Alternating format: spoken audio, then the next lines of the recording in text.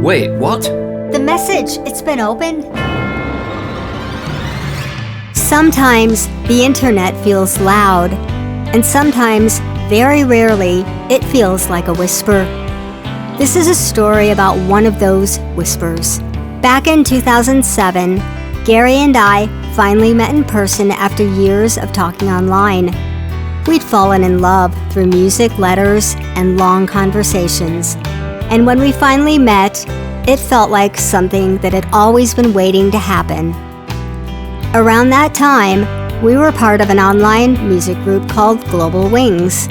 It didn't begin with us, it began with a man named Phil in Italy, who had a simple idea. What if musicians from all over the world recorded Beatles songs together, just for the love of it? Gary joined first, then Bjorn, then Brian, later singers like Joey, Eve, and Christy. We weren't trying to be rock stars.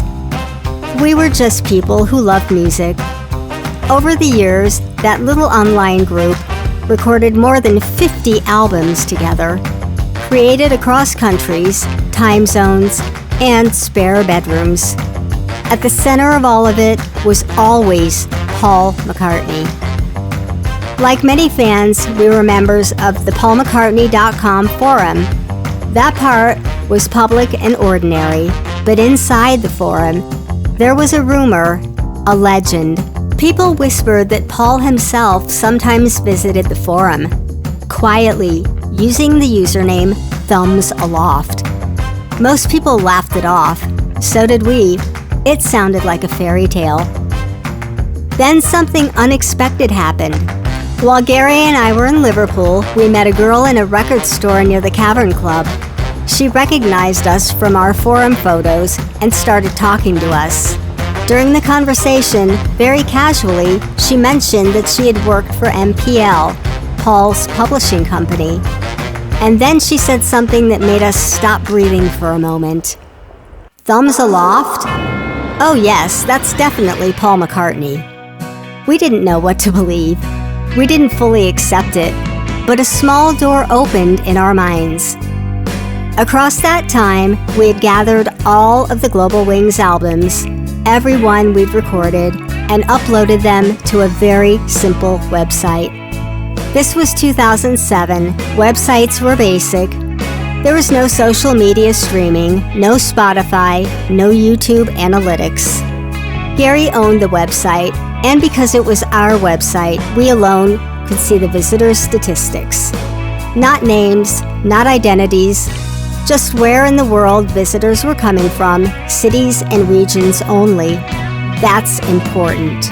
So one summer evening, we decided to take a chance. We didn't write a sales pitch. We didn't ask for fame. We didn't try to be clever. We wrote a simple, honest message to Thumbs Aloft. We said thank you.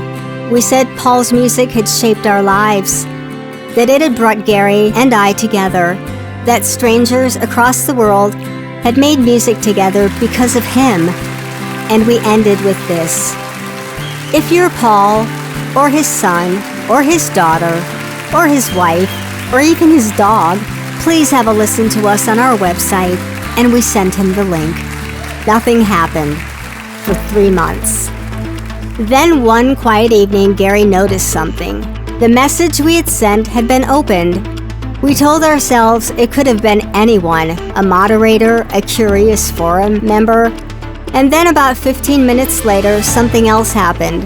Our website analytics suddenly went crazy. Normally, we'd see a handful of visitors. That night, visitors began appearing rapidly from places we'd never seen before. Because Gary owned the site, we could see the locations, not the people, just the areas. And the areas were unexpected. One of the first locations was Rye, where Paul lives.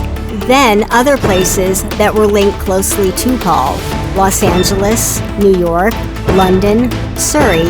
Then a small village in the south of France called Nant-le-Pen, which we later discovered was home to Ringo Starr and Eric Clapton. The visits kept coming, ping after ping after ping. And then, They just faded away, like a tide quietly pulling back into the ocean. Gary and I just stared at the screen.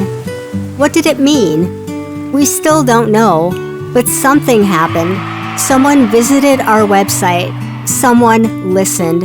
And for one brief moment, the music we'd made together had reached somewhere we never expected.